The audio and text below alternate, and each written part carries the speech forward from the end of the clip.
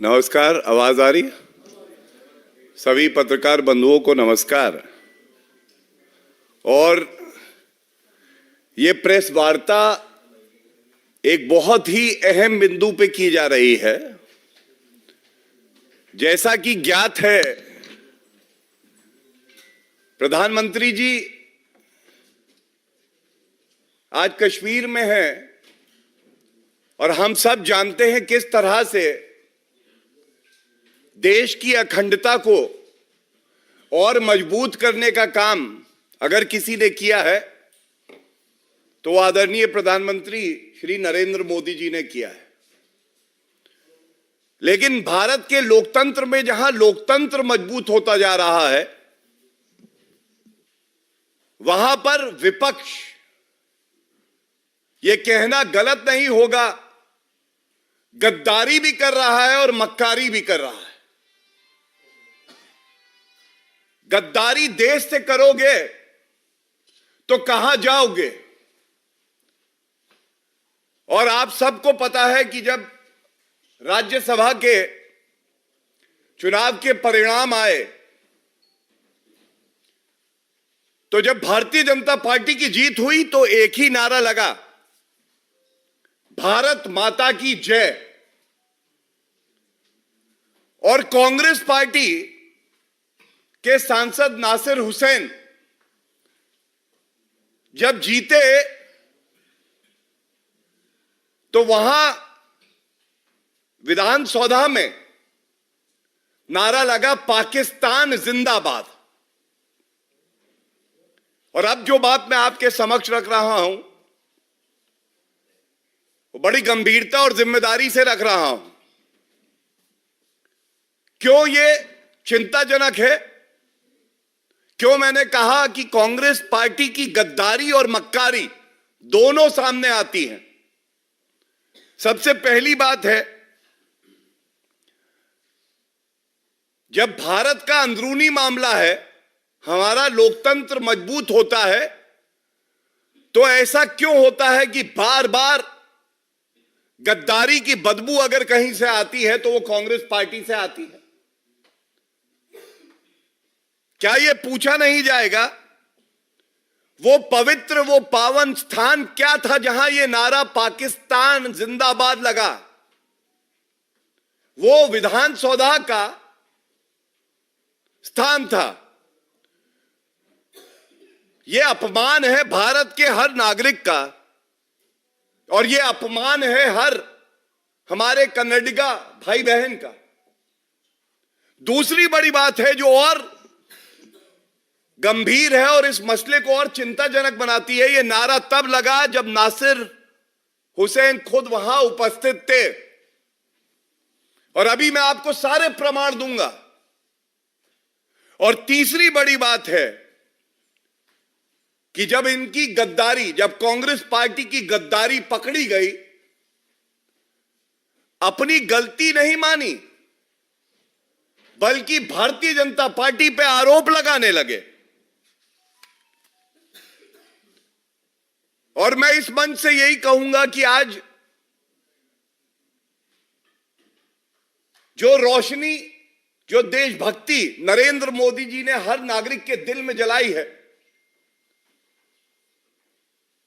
तो ये कहूंगा इस मंच से, दिल दिया है जान भी देंगे, दिल दिया है जान भी देंगे, ए वतन तेरे लिए। और मैं पूछूंगा, अब ये सवाल पूछूंगा, जब यह मुद्दा भारतीय जनता पार्टी ने बड़ी प्रखरता से उठाया तो सबसे पहले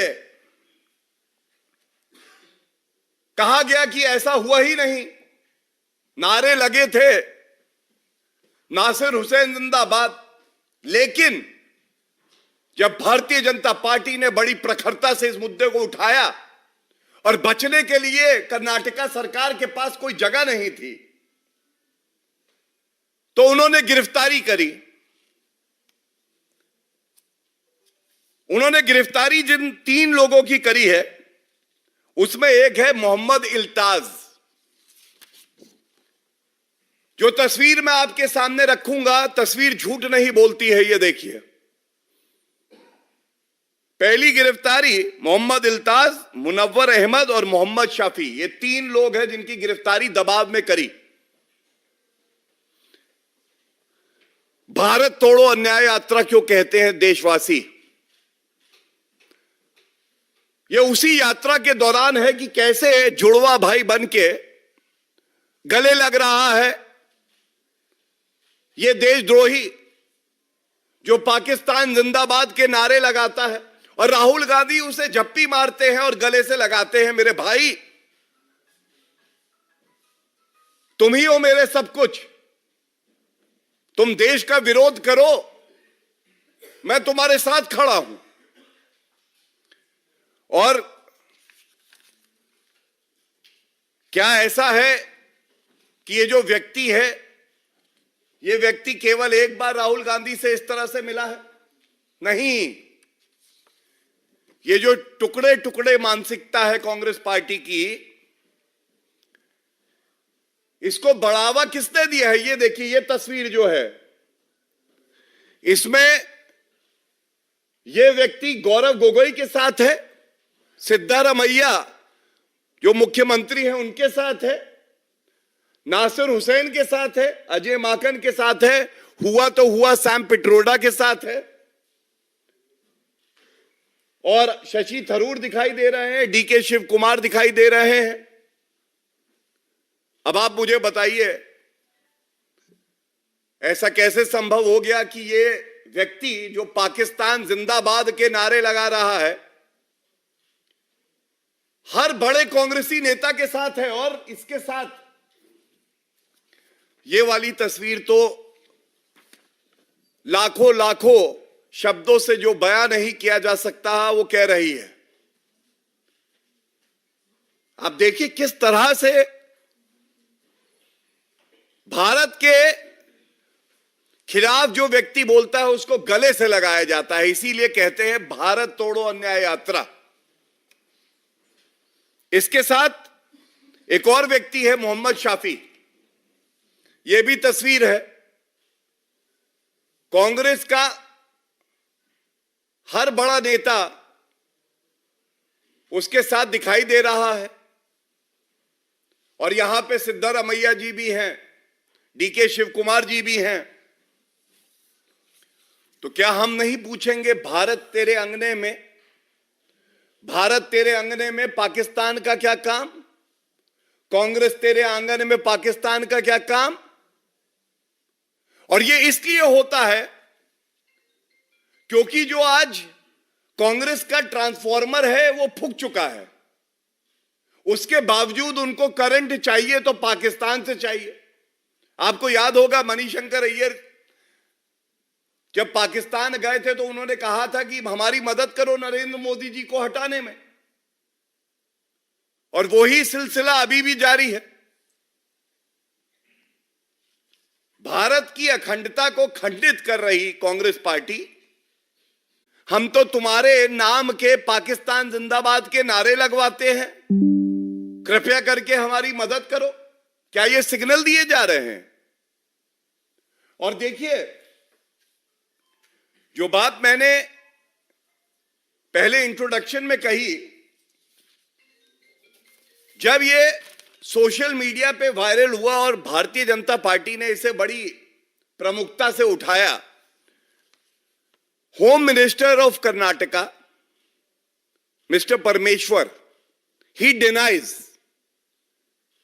he says no such slogans were shouted or chanted। ये मैं लेके आया हूं प्रमाण के तौर पे। इसके बाद एक गाली गलौज का सिलसिला जारी हुआ। कांग्रेस पार्टी की सोशल मीडिया की चेयरपर्सन सुप्रिया श्रीनाथे, इन्होंने you are worse than the petty 2 rupee troll हमारे मंत्री राजीव जी को कहा, राजीव चंद्रशेखर जी को। और उसके बाद कहा है, here's the video where Nasir Hussain supporters are saying Nasir Saab जिंदाबाद and not पाकिस्तान जिंदाबाद। इसके बाद इनके मीडिया सेल के इंचार्ज पवन खेड़ा वो भी यही कहते हैं। और एक चिड़ियाघर का भालू भी है जो अपने आप को फैक्ट चेकर बताता है। मैं उसका नाम लेके समय जाया नहीं करूंगा, लेकिन यह बात जरूर कहूंगा कि अगर अपने आप को फैक्ट चेकर बुलाते हो तो यह आपकी जिम्मेदारी है। Please check the facts properly. और ये जो सारा टुकड़े टुकड़े का इकोसिस्टम बन रखा है, इस सिस्टम को उजागर करना इसलिए आवश्यक है, भारत विरोधी सोच को तो कुचल दिया जाएगा, इसमें किसी नागरिक को शक नहीं है। आदरणीय प्रधानमंत्री जी के नेतृत्व में यह देश आगे बढ़ेगा। लेकिन ये जो आस्तीन के सांप है हमारे अपने समाज में, एक पॉलिटिकल पार्टी जो कि विपक्ष की पार्टी है, जिसकी एक बहुत बड़ी जिम्मेदारी है लोकतंत्र में हमारे यहां, वो आज ऐसे लोगों को पाल पोस रही है, संरक्षण दे रही है, और उसके बाद जब पकड़ी जाती है तो कहती है गलत है, फिर सत्य सामने आता है। और इतनी बेशरम हो चुकी है कांग्रेस पार्टी कि नजरें भी नहीं झुकती, माफी भी नहीं मांगते देश से। यह सवाल आज पूछा जाएगा। और इसके साथ मैं एक बात कह के अपनी वाणी को विराम दूंगा, फिर आपसे प्रश्न अगर कोई हो तो जरूर उसका उत्तर देना चाहूंगा। एक बदलाव जो है भारत में पिछले 10 साल में आया है, और जब मैं इस प्रेस वार्ता के लिए आ रहा था तो 2 तस्वीरें जरूर लेके आया। ये जो सोच की आज बात हो रही है, ये देखिए, तत्कालीन प्रधानमंत्री मनमोहन सिंह जी प्रधानमंत्री आवास पे बुलाते थे इस व्यक्ति को जिसने हमारे 4 एयरफोर्स ऑफिसर्स को गोली मारी थी, हत्या की थी, और उसके साथ चाय पी के कहते थे कश्मीर की नीति क्या होगी जरा बताना। और बदलाव ये आया, आज ये दरिंदा जेल की सलाखों के पीछे है, बाल पकड़ के रगड़ के इसको इसकी हैसियत दिखाई गई कि कानून में कितनी ताकत है, और ये हमारे देश की ताकत है, प्रधानमंत्री जी की ताकत है। ये जो बदलाव है, जनता इसका स्वागत कर रही है। और जैसे हमारा एक संकल्प है कि भारत को मजबूत बनाना है, आतंकवाद को जड़ से उखाड़ के फेंक देना है। एक संकल्प कांग्रेस पार्टी का है, देश भाड़ में जाए, अगर आतंकियों को भी अपने साथ लाना हो, जो देशद्रोही हैं उनको भी साथ लाना हो, जो भारत से नफरत करते हैं, पाकिस्तान से मोहब्बत करते हैं, उनको भी साथ में खड़ा कराना हो, तो क्या हुआ? संकल्प है, सत्ता की मलाई खानी है, प्रधानमंत्री जी की कुर्सी पानी है। और ये जो सोच है, इस सोच के खिलाफ ये प्रेस वार्ता है, भारतीय जनता पार्टी और नागरिकों की लड़ाई है। और पूरे दमखम से, पुरजोर तरीके से हम ये मुद्दा उठाते रहेंगे जब तक कि सोनिया गांधी, राहुल गांधी और खड़गे जी देश से माफी नहीं मांगते हैं और स्वीकार नहीं करते हैं कि एक बड़ी गलती कांग्रेस पार्टी द्वारा हुई है। धन्यवाद। If there are any questions on this topic, feel free. इस पे पहले अगर कोई है, उसके बाद अगर कोई और होगा तो जरूर। पर्याप्त है? अच्छा, thank you, that goes as a compliment then. ठीक है, आप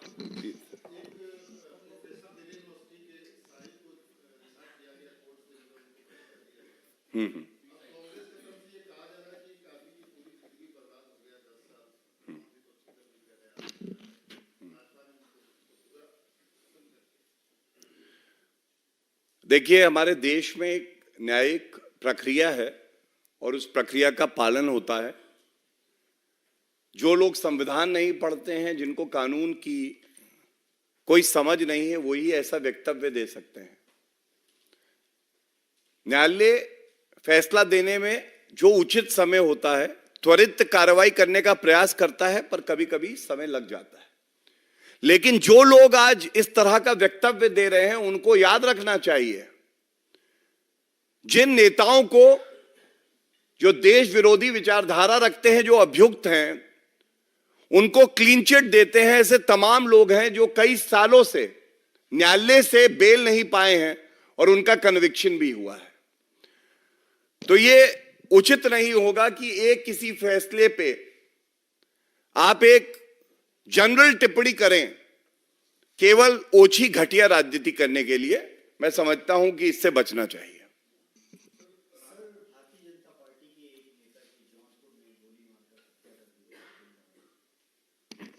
देखिए, मेरे संज्ञान में सारे तथ्य नहीं हैं। मैं ये जरूर कहूंगा कि कोई भी व्यक्ति अगर इस तरह का कुकृत्य करेगा तो उसके खिलाफ सख्त कार्रवाई होगी।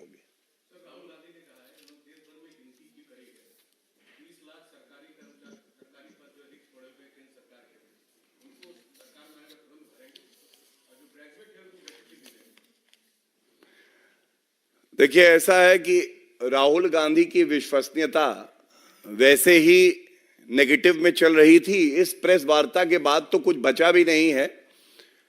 पहले अपना स्तर बेहतर करें और जो भारत विरोधी शक्तियां हैं उनको अपने आसपास से हटाएं, उसके बाद उनके किसी वक्तव्य पे टिप्पणी की जाएगी। मल्लिकार्जुन खड़गे कह रहे हैं कि बीजेपी जो है वो डिवाइड करना चाहती है कंट्री में और सिस्टम को वीक करना चाहती है। खड़गे जी, मेरा मानना है कि बहुत ही समझदार वरिष्ठ नेता हैं। अगर पिछले 7 दशक से ज्यादा में कोई एक फैसला पूछे जिससे भारत की अखंडता मजबूत हुई है तो वो अनुच्छेद 370 का हटना है। और जिस अनुच्छेद 370 में टेम्पररी शब्द का इस्तेमाल था, उसको छूने की हिम्मत वोट बैंक पॉलिटिक्स की वजह से कांग्रेस पार्टी में नहीं थी। तो ये तो आपके प्रश्न के पहले भाग का उत्तर हुआ। दूसरा, जिस कांग्रेस पार्टी ने आपातकाल लगाया हो, वो कांग्रेस पार्टी कैसे संवैधानिक संस्थाओं को कमजोर किया जा रहा है, यह आरोप लगाएगी। क्योंकि चाहे वो आपातकाल लगाना हो या सीबीआई, ईडी जैसी संस्थाओं को कमजोर करना हो और राजनीतिक द्वेष से उसका इस्तेमाल करना हो, तो कांग्रेस पार्टी करती थी। और सर्वोच्च न्यायालय ने यह कहा था, CBI has become a caged parrot. बहुत गर्व से यह बात यहां से मैं कहता हूं। प्रधानमंत्री जी ने लोकतंत्र को मजबूत किया है, संवैधानिक संस्थाओं को मजबूत किया है, पारदर्शिता आई है और संवैधानिक संस्थाओं की विश्वसनीयता बढ़ी है। लेकिन इसकी वजह से, क्योंकि कांग्रेस पार्टी कमजोर हुई है, जो दुरुपयोग करती थी ऐसी संस्थाओं का, तो उन्हें कष्ट होता है। ये पीड़ा, ये कष्ट बहुत अच्छा है। केजरीवाल को बार-बार समन दे रही है लेकिन वो नहीं जा रहे। बीजेपी इतना धैर्य क्यों रख रही है और वो संवैधानिक संस्थाओं को चुनौती दे रहे हैं? आपका बहुत मैं सम्मान करता हूं, लेकिन ईडी जो है अभी स्वतंत्र है और हमेशा रहेगी। तो हम क्या कर रहे हैं, ये आप सवाल जब पूछते हैं तो मुझे ये कहना पड़ेगा, ये बहुत दुर्भाग्यपूर्ण है। लेकिन एक बात जरूर कहूंगा, 10वें समन के बाद ऐसा ही गुरूर एक और भ्रष्टाचारी को था। वो जेल की सलाखों के पीछे सड़ रहा है, बेल नहीं हो रही। जैसे जैसे जुड़ रही है कड़ी, वैसे वैसे अरविंद केजरीवाल के पास आ रही है हथकड़ी। और मैं इतना भी बता दूं आपको, बड़ी बेसब्री से मनीष सिसोदिया और संजय सिंह अरविंद केजरीवाल का इंतजार भी कर रहे हैं। धन्यवाद, थैंक यू। हाँ,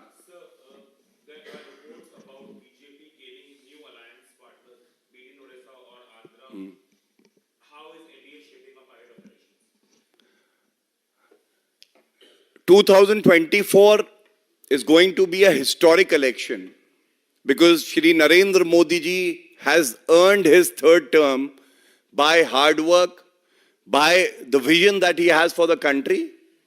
And you would see in the days to come, on the floor of the House, our revered Prime Minister Shri Narendra Modi ji had made a statement, 370 plus for the BJP and 400 plus for the NDA. It will come true because every citizen, and mark my words, every political party, even which is an ally of the India Alliance, has faith in the leadership of Narendra Modi ji. Within they know that there is no match when it comes to the leadership of Shri Narendra Modi ji. And that is why when India Alliance is decimating day by day, NDA Alliance is becoming stronger day by day. And by the time results are declared, we are all very sure that a historic mandate will be given by the citizenry of the country to Shri Narendra Modi ji for the third time.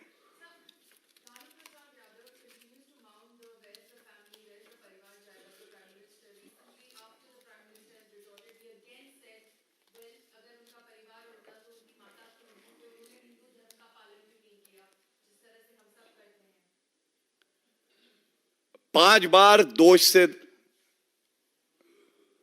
जो जानवरों का चारा खा गए, जो भ्रष्टाचारी लालू प्रसाद यादव आज तक अपने परिवार के बाहर का यादव भी मुख्यमंत्री या प्रदेश अध्यक्ष नहीं बना पाया, वो हमारे प्रधानमंत्री श्री नरेंद्र मोदी जी पे टिप्पणी करेगा। और मैं इतना जरूर कहूंगा इस मंच से, इस देश का विश्वास है कि भारतीय जनता पार्टी के लिए और श्री नरेंद्र मोदी जी के लिए ये देश ही उनका परिवार है। और ये जो चारा घोटाले वाले 5 बार दोष सिद्ध भ्रष्टाचारी लालू प्रसाद यादव हैं, इनके लिए इनका परिवार ही पूरा देश है और ये अपने परिवार के बाहर देख नहीं सकते हैं। लेकिन ऐसा प्रतीत होता है जो मुद्दा बड़ी प्रखरता से भारतीय जनता पार्टी ने परिवारवाद का उठाया है, वो एक तीर से, चाहे लालू प्रसाद यादव हो, चाहे वो गांधी परिवार हो, चाहे अखिलेश यादव हो, सबके दिल में सही स्थान पे लग गया है। यही देश की जनता चाहती थी।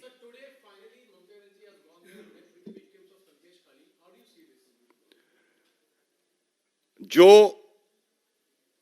पीड़ित परिवार हैं, महिलाएं, हमारी बहनें और माताएं हैं, वो कह रही हैं बहुत देर कर दी तुमने आते आते।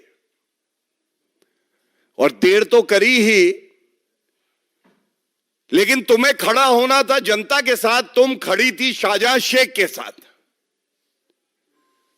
जिसने हमारी अस्मिता और आबरू से खेला। तो ममता बनर्जी, आपकी आंख में कौन सी पट्टी बंधी थी कि आपको हमारा दर्द दिखाई नहीं दिया? आपके कान क्यों बंद थे कि हमारी चीख सुनाई नहीं दी? और जब हाई कोर्ट ने लताड़ मारी तो भी आप ऐसे अपराधी को जांच एजेंसी को सौंपने के लिए तैयार नहीं थी। यह स्पष्ट हो गया है कि कुछ राज हैं जो भविष्य में सामने आएंगे और उससे बहुत डरी हुई हैं, घबराई हुई हैं Mamata Banerjee. Thank you everyone.